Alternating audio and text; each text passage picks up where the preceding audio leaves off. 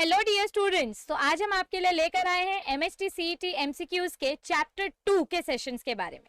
तो आज हम स्टार्ट करेंगे chapter 2 reproduction in lower and higher animals का लेवल 1 एमसीक्यूज। आई होप आपने चैप्टर 1 के एमसीक्यूज सॉल्व करते वक्त काफी एंजॉय किया होगा, तो इसीलिए आपके लिए लेकर आए हैं हम चैप्टर 2 के एमसीक्यू। सबसे पहले हम स्टार्ट करेंगे फर्स्ट एमसीक्यू के साथ। तो ये आपका क्वेश्चन जो हमने दिया था, देखते हैं किसका किसका आंसर राइट आया। आपको यहाँ पर मैच द फॉलोइंग करना है। तो क्वेश्चन क्या दिया गया है हमें, आपको कॉलम 1 में केमिकल्स दिए गए हैं और कॉलम 2 में वो केमिकल क्या काम करते हैं या किससे रिलेटेड है वो मैच करना है। तो आपको सबसे पहले क्या दिया गया है, केमिकल। ये हम रिप्रोडक्शन वाले प्रोसेस के बारे में पढ़ रहे हैं। तो केमिकल का काम क्या होता है, बेसिकली जब हमको अनवांटेड प्रेगनेंसी रोकनी होती है तो हम कुछ केमिकल्स यूज करते हैं, यानी फीमेल्स कुछ केमिकल्स या जेलीज का यूज करती हैं जिसके वजह से स्पर्म की डेथ हो जाए वजाइना में एंटर करते ही। तो कुछ केमिकल्स का एग्जांपल है spermicidal jelly and foam. Okay, फिर उसके बाद नेक्स्ट आता है आईयूडीज, इंट्रा यूट्रीन डिवाइसेस।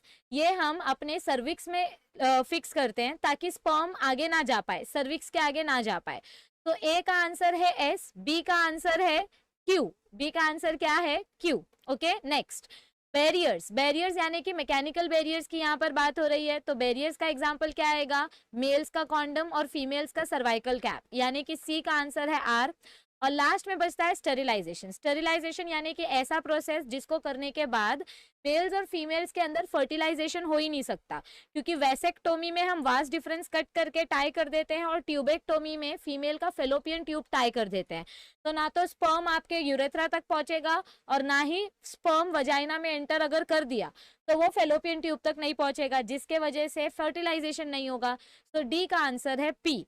तो अब इसके हिसाब से अगर हम अपना आंसर देखें तो this matches with option number C. So option number C is our correct answer. जिन बच्चों का ये आंसर राइट आया था, very good, congratulations. Moving on to the next MCQ. Question क्या दिया है हमको यहाँ पर, Which of the following is included in ART, assisted reproductive technologies? यानी कि अगर कोई पर्टिकुलर कपल बच्चा पैदा नहीं कर पा रहा है तो उस केस में हम आर्ट यानी कि असिस्टेड रिप्रोडक्टिव टेक्नोलॉजी का यूज करते हैं।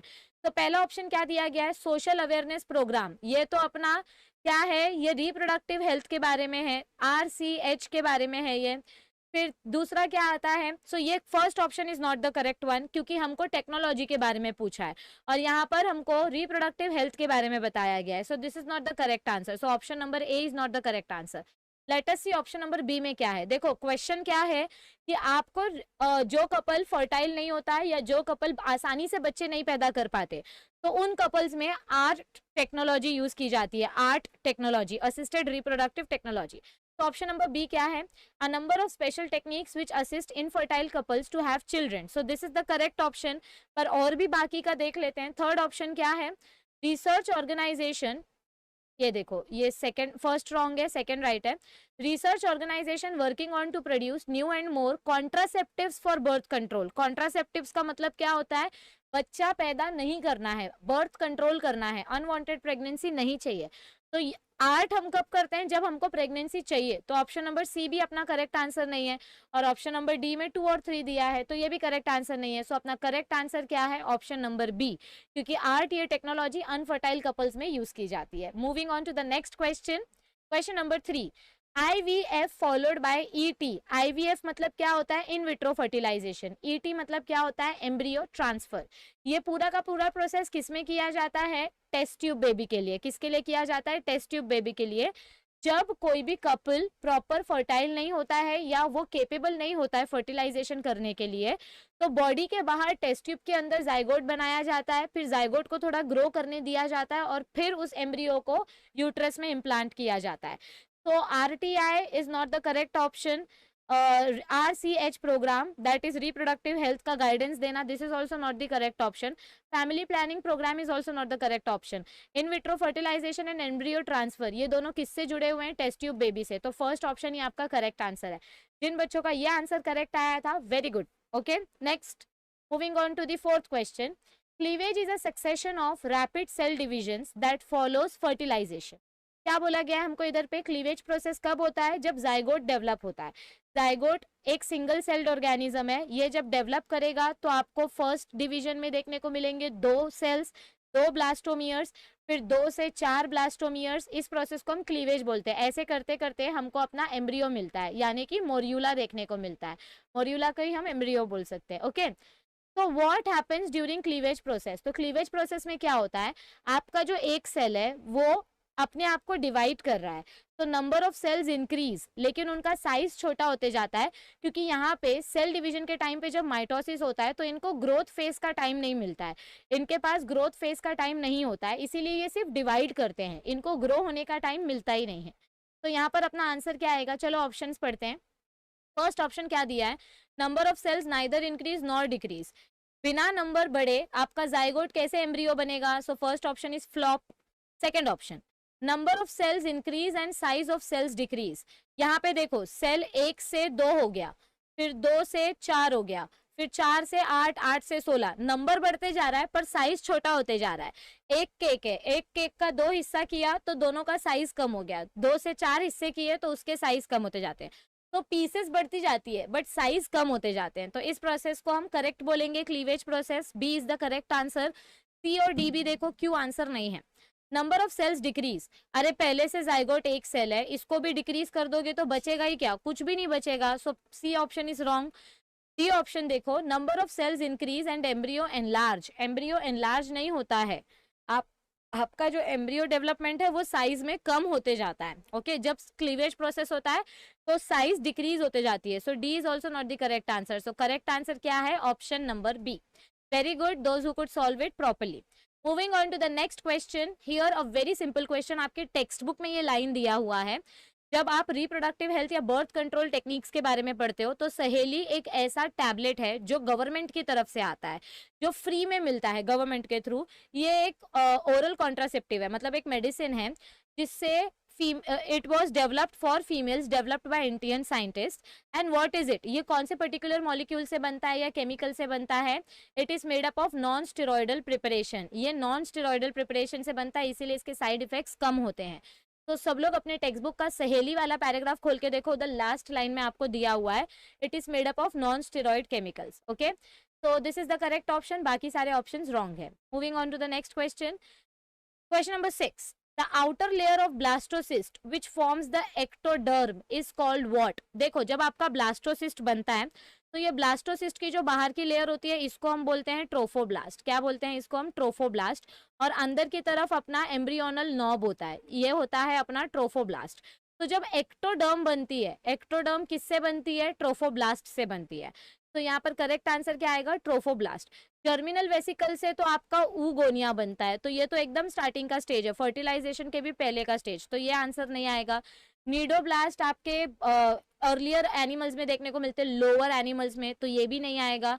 एमनियन तो जब फीटस बड़ा हो जाता है, जब तीनों लेयर्स बन जाती हैं तो आपका एमनियन बनता है, तो ये भी नहीं आएगा। सो करेक्ट आंसर क्या है? Trophoblast. Okay, moving on to the next question. Question number 7, causative agent of syphilis. मैंने आपको बोला था, जब मैंने वन शॉट का लेक्चर दिया था तब मैंने आपको बोला था कि आपको एग्जाम्पल याद रखना है। तो सिंपल सा एग्जाम्पल है, नाइसेरिया से गोनोरिया होता है और ट्रिपोनिमा पैलिडम से क्या होता है? आपका सिफिलिस होता है। सो करेक्ट आंसर क्या? इसमें सोचने की जरूरत ही नहीं पड़ेगी।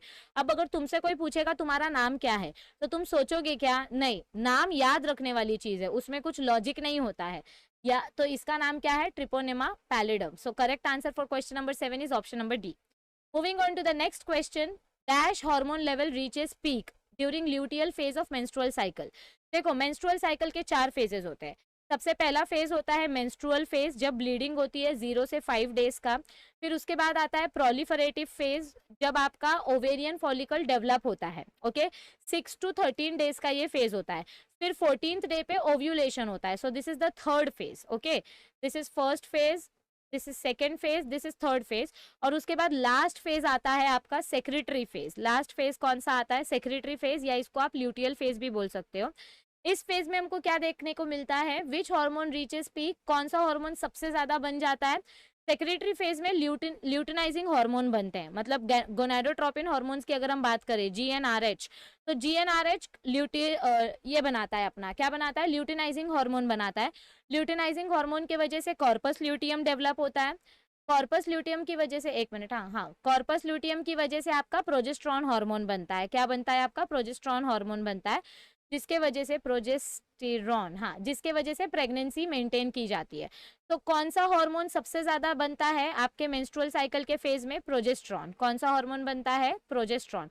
देखो ल्यूटिनाइजिंग हार्मोन बनता है, लेकिन ल्यूटिनाइजिंग हार्मोन आपके प्रोजेस्टेरॉन हार्मोन को बनाता है। So this is the correct answer. बच्चे यहाँ पे कंफ्यूज हो जाते हैं, ल्यूटिनाइजिंग हार्मोन आपका आंसर नहीं आएगा।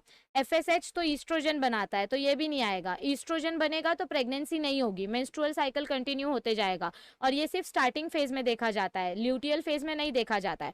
ल्यूटियल फेज में कौन सा हार्मोन सबसे ज्यादा अमाउंट में बनता है? प्रोजेस्टेरॉन। ओके, हाँ, अगर आपको ऐसा ऑप्शन दिया होता ई का बोथ बी एंड डी, तो आप ये वाला ऑप्शन सिलेक्ट करते, लेकिन जब आपको प्रोजेस्टेरॉन और ल्यूटिनाइजिंग हार्मोन दिया है तो आप ल्यूटिनाइजिंग हार्मोन सिलेक्ट करोगे। ओके, और सॉरी, प्रोजेस्टेरॉन सिलेक्ट करोगे। Okay, so answer is option number B. Next, 9th question क्या बताया गया है? First polar body is formed at dash stage of oogenesis। देखो, जब oogenesis होता है तो अपने पास बहुत सारे oogoneal सेल्स होते हैं, प्रिमोर्डियल सेल्स। ये धीरे धीरे करके माइटोसिस करते हैं। माइटोसिस के बाद हमको क्या देखने को मिलता है? Primary oocyte। क्या देखने को मिलता है? Primary oocyte। प्राइमरी oocyte भी डिप्लॉयड होता है, लेकिन प्राइमरी oocyte के अंदर जब मियोसिस 1 होता है, क्या होता है? मियोसिस 1, तो यहाँ पर हमको क्या देखने को मिलता है? दो सेल्स जो बने हैं, एक है उसमें से अपना ओवम, मतलब कि सेकेंडरी oocyte, इसको हम क्या बोल सकते हैं? Secondary oocyte। और यहाँ पे बनता है आपका फर्स्ट पोलर बॉडी। क्या बनता है आपका? First polar body. तो ये फर्स्ट पोलर बॉडी कब बनता है? After meiosis 1। तो फर्स्ट पोलर बॉडी कब बनता है? After meiosis 1। समझ में आई बात? Okay, so the correct answer is option number C. Moving on to the next question, the mechanical measure of population control includes.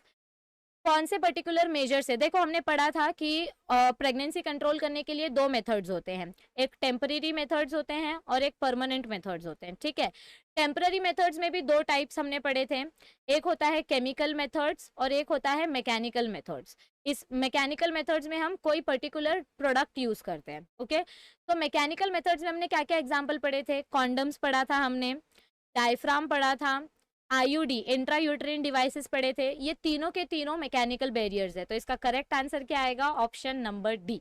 Okay, all right. अब देखो क्वेश्चन नंबर 11 क्या दिया गया है। अब तक आप, आई होप सबके आंसर्स राइट आए होंगे। The testis of a great majority of mammals are typically enclosed in an extra abdominal sac, the scrotum. देखो क्या बोला गया है कि मेल्स का जो टेस्टिस होता है, वो टेस्टिस किसके अंदर प्रोटेक्टेड होता है? स्क्रोटम के अंदर। ये टेस्टिस है और ये टेस्टिस किसके अंदर प्रोटेक्टेड होता है? स्क्रोटम के अंदर। स्क्रोटम का काम क्या होता है? बॉडी का टेम्परेचर हमारा कितना है? बॉडी का टेम्परेचर रहता है अप्रोक्सीमेटली 32 डिग्री सेल्सियस। स्क्रोटम का टेम्परेचर रहता है अप्रोक्सीमेटली 28 डिग्री सेल्सियस। ये टेम्परेचर स्पर्म डेवलपमेंट के लिए इंपॉर्टेंट है। अगर स्क्रोटम का टेम्परेचर बढ़ गया तो सारे के सारे स्पर्म्स मर जाएंगे। ओके, तो इधर क्वेश्चन देखो क्या पूछा गया है।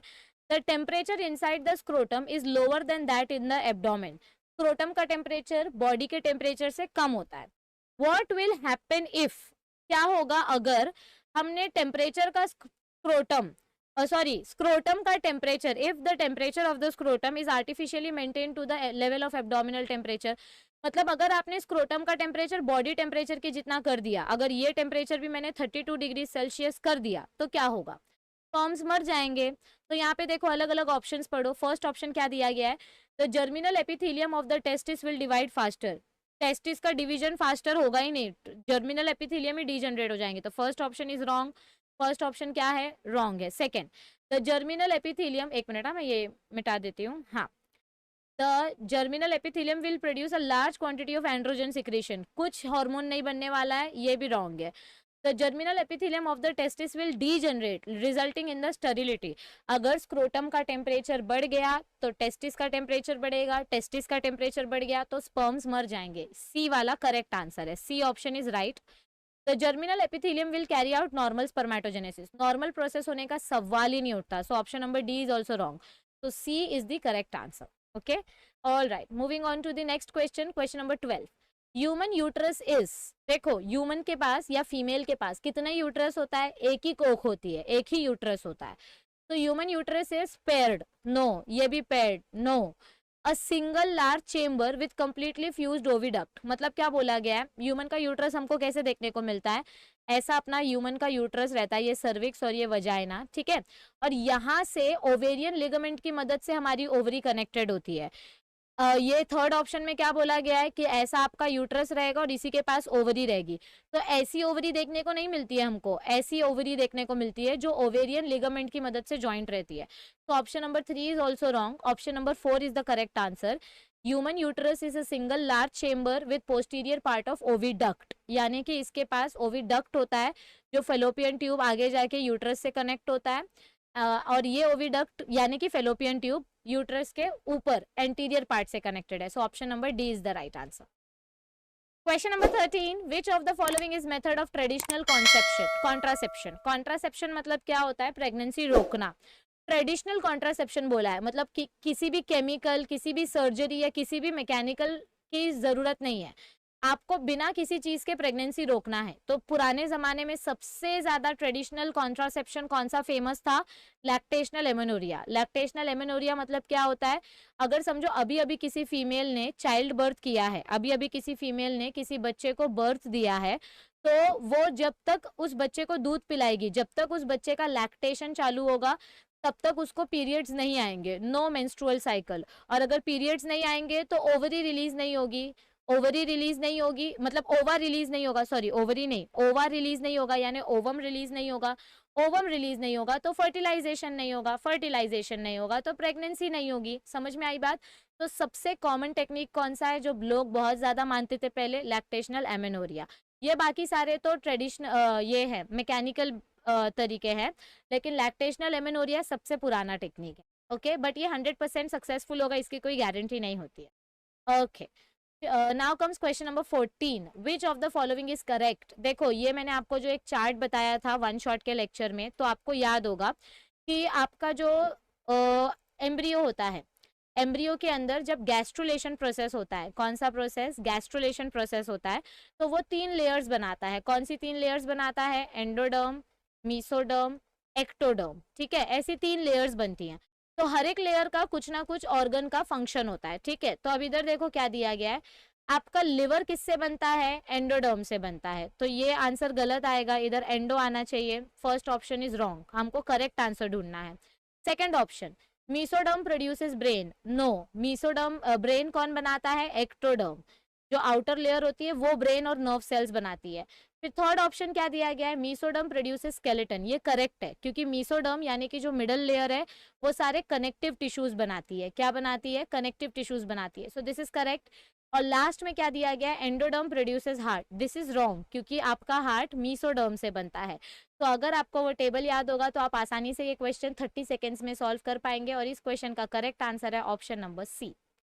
समझ में आ रहा है। Okay, moving on to the next question, intentional or voluntary termination of pregnancy before full term is known as what। समझो अगर किसी मदर प्रेग्नेंट हो गई है और किसी रीजन के वजह से, चाहे बच्चे की एबनॉर्मल ग्रोथ हो या उसका रेप हुआ हो या बच्चा हेल्दी ना हो या मदर को अभी बच्चा नहीं चाहिए, तो इन कंडीशंस में अगर मदर को अपना बच्चा नहीं चाहिए तो वो क्या कर सकती है, वो या तो अबॉर्शन करवा सकती है या उसी को हम मेडिकल टर्मिनेशन ऑफ प्रेगनेंसी बोलते हैं। एसटीडी मतलब क्या होता है, सेक्सुअली ट्रांसमिटेड डिजीजेस, तो ये तो आंसर नहीं आएगा। ऑप्शन नंबर ए भी करेक्ट है, सी भी करेक्ट है, so the answer is option number D. ध्यान से देखो ऑप्शन नंबर डी में दोनों ऑप्शन है, तो option number D is your correct answer. Okay, moving on to the next question, pregnancy hormone is, ये तो आपको आंख बंद करके आना चाहिए। प्रेगनेंसी हार्मोन कौन सा होता है, मैंने आपको बताया था, pregnancy progesterone, PRPR, so this is the correct answer. Okay, all right, moving on to the next question, which hormone is secreted at the time of parturition। parturition मतलब क्या होता है, चाइल्ड बर्थ, जब बच्चा पैदा होता है तो कौन सा हार्मोन सेक्रेट होता है फीमेल के ओवरी से, रिलैक्सिन हार्मोन। प्रोजेस्ट्रॉन हार्मोन तो बच्चा जब तक अंदर रहता है तब तक रहता है। ग्लूकोकॉर्टिकॉइड्स और थायरॉक्सिन हार्मोन का भी इधर पे डायरेक्टली कुछ रोल नहीं है पार्चुरेशन में। पार्चुरेशन में रिलैक्सिन का रोल है क्योंकि ये क्या करती है, ये हमारे पेल्विक गर्डल को, फीमेल के पेल्विक गर्डल को थोड़ा सा एक्सपांड होने में हेल्प करती है, थोड़ा रिलैक्स होने में हेल्प करती है ताकि अंदर से फीटस आसानी से बाहर आ सके। Okay, so relaxin hormone relaxes the endometrial muscles, so the correct answer is option number A. Moving on to the next question, the capsule enclosing testis of mammal is called as what। देखो हमने पढ़ा था ऐसा testis रहता है, testis के अंदर ऐसे एक लेयर होती है और इसी लेयर के अंदर ऐसे बहुत सारे टेस्टिकुलर लोब्यूल्स बने हुए होते हैं, याद आ रहा है? तो इस लेयर को हम क्या बोलते हैं? Tunica albuginea. क्या बोलते हैं? Tunica albuginea. और इसके बाहर एक इनकम्प्लीट लेयर होती है, ऐसे इनकम्प्लीट लेयर होती है, इस लेयर को हम बोलते हैं ट्यूनिका वेजिनालिस। तो आपको कैप्सूल पूछा गया है, कैप्सूल यानी कि कंप्लीट लेयर, तो tunica albuginea is the correct answer और बाकी के सारे इनकम्प्लीट लेयर्स होते हैं। Okay, alright, moving on to the next question, the layer of cells immediately surrounding the ovum but outside the zona pellucida। देखो ovum का structure याद करो, ये अपना अंदर ओवम होता है, ओवम के बाहर यहाँ पर आपकी वाइटलिन मेम्ब्रेन होती है, ठीक है, ये प्री वाइटलिन स्पेस है, इसके बाहर ऐसे वाइटलिन मेम्ब्रेन रहेगी, इस वाइटलिन मेम्ब्रेन के बाहर ऐसे आपके जोना पेल्यूसिडा के सेल्स है, जोना पेल्यूसिडा की लेयर है, ठीक है, ये अंदर अपना ओवम का न्यूक्लियस है। ओके, दिस इज ओवम, ये जोना पेल्यूसिडा है। जोना पेल्यूसिडा के बाहर और एक ब्यूटीफुल सी क्राउन के जैसी लेयर होती है जिसको हम बोलते हैं कोरोना रेडिएटा। कौन से सेल्स प्रेजेंट होते हैं? Corona radiata. और ये कोरोना रेडिएटा कौन से सेल्स से बनते हैं? ग्रैन्युलोसा सेल से। कौन से सेल से बनते हैं? ग्रैन्युलोसा सेल से। तो यहाँ पे हमको क्या पूछा गया है? The layer of cells immediately surrounding the ovum outside the zona pellucida. तो जोना पेल्यूसिडा के बाहर कौन सी लेयर प्रेजेंट है? Corona radiata. So this is the correct option. Okay, all right. Moving on to the next question, question number 20. Which of the following is the endocrine tissue of testis? देखो आपने TS of testis पढ़ा था, उसमें आपने देखा था ये आपका सेमिनिफेरस ट्यूब्यूल है और ऐसे बीच बीच में कुछ सेल्स प्रेजेंट रहते हैं, ग्रुप ऑफ सेल्स, जिनको हम बोलते हैं लेडिक सेल्स। क्या बोलते हैं इन सेल्स को? हम लेडिक सेल्स। और ये सेल्स क्या प्रोड्यूस करते हैं? मेल हार्मोन एंड्रोजन, या जिसको आप क्या बोल सकते हो? टेस्टोस्टेरॉन। टेस्टोस्टेरॉन। तो यहाँ पे क्या पूछा गया है? एंडोक्राइन टिश्यू कौन है? एंडोक्राइन टिश्यू का मतलब होता है जो हार्मोन प्रोड्यूस करेगा। ओके, तो लेडिक सेल्स से डायरेक्ट हार्मोन निकलते हैं, इसीलिए यहाँ पे करेक्ट आंसर क्या आएगा? Leydig cells, option number C. सबके आंसर्स आ रहे हैं? Right. Okay, moving on to the next question, number 21। From the seminiferous tubules the spermatozoa pass into. Okay, seminiferous tubules के बाद अपना स्पर्मेटोजोआ किधर जाता है? देखो ऐसा अपना ये है, ये टेस्टिकुलर लोब्यूल्स है, इनके अंदर, रुको मैं कलर चेंज करती हूँ, हाँ, इनके अंदर अपना सेमिनिफेरस ट्यूब्यूल था। सेमिनिफेरस ट्यूब्यूल से सारा स्पर्म्स किधर आता है? रेटेटेस्टिस के पास।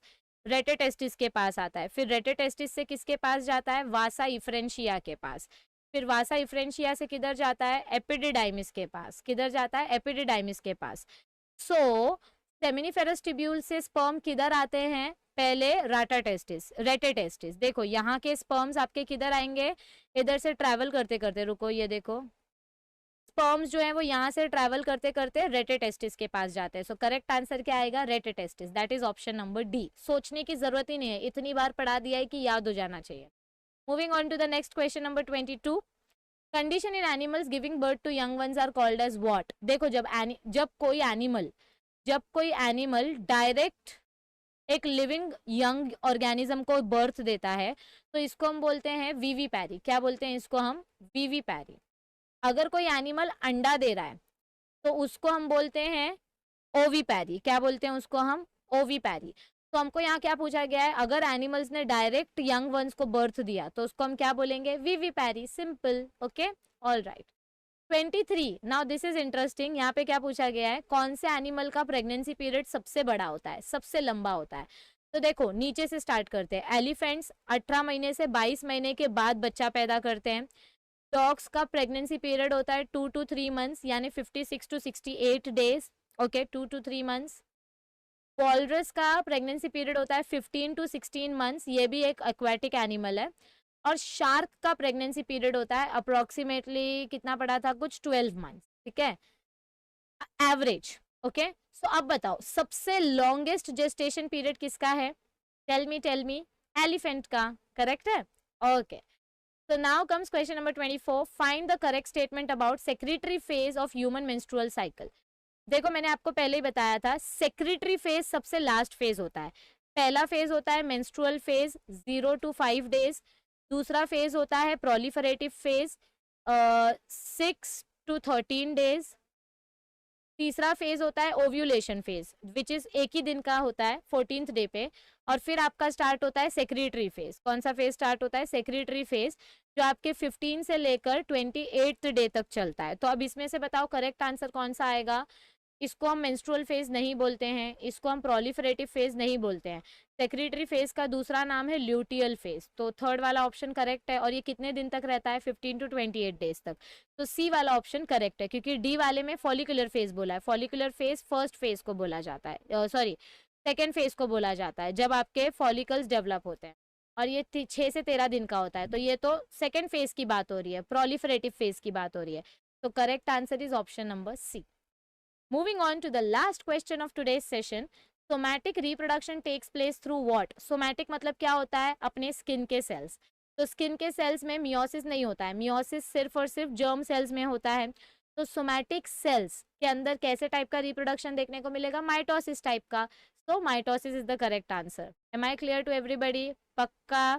क्योंकि रिप्रोडक्शन बोला है ना, इसीलिए माइटोसिस आएगा। माइटोसिस कब होगा? सेल डिवीजन, सेल डिवीजन के अंदर ही माइटोसिस आता है। सो हम माइटोसिस की बात करें, ठीक है? ओके, तो आई होप आपको ये सेशन में मजा आया होगा, सारे क्वेश्चंस के आंसर्स आपको मिल गए होंगे। ऐसे ही इंटरेस्टिंग सेशंस को पढ़ने के लिए, उनके बारे में समझने के लिए बने रहिए हमारी चैनल के साथ और stay tuned. See you soon.